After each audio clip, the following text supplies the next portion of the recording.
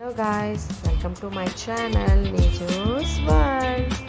ఈరోజు వీడియో ఏంటంటే బియ్యపిండి వడియాలు ఎలా చేసుకోవాలో మనం ఇప్పుడు చూసేద్దాం. ముందుగా ఒక కప్పు బియ్యపిండి తీసుకోవాలి. ఆ తర్వాత 2 కప్స్ ఆఫ్ వాటర్ అయితే యాడ్ చేసుకోవాలి.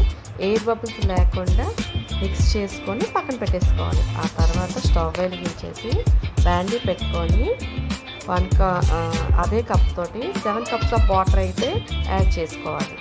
యాడ్ చేసేసుకున్న తర్వాత సాల్ట్ తగినంత వేసుకోవాలి. ఆ తర్వాత మిరపకాయ, అల్లం ముక్క, జీలకర్ర 3 పేస్ట్ వేసేసుకొని 6 మిరపకాయలు అయితే సరిపోతుంది. వేసేసుకొని బాయిల్ అయ్యాక ఆ పక్కన పెట్టుకున్న ఆ మిక్చర్ని కూడా ఇందులో వేసేసుకొని కొంచెం తిక్కగా అయ్యాక బంద్ చేసేయాలి. ఆ తర్వాత ఒక కాటన్ క్లాత్ కానీ ఓల్డ్ సారీ కానీ ఏదైనా ఉంటే దాని మీద చిన్న చిన్న వడియాల్లాగా పెట్టేసుకొని, చూసారు కదా ఎంత బాగున్నాయో, అలా చిన్న చిన్నగా పెట్టేసుకొని ఎండబెట్టేసుకోవాలి. 1 డే అంతా ఉంచితే సరిపోతుంది. ఆ తర్వాత డీప్ ఫ్రై చేసేసుకోవడమే.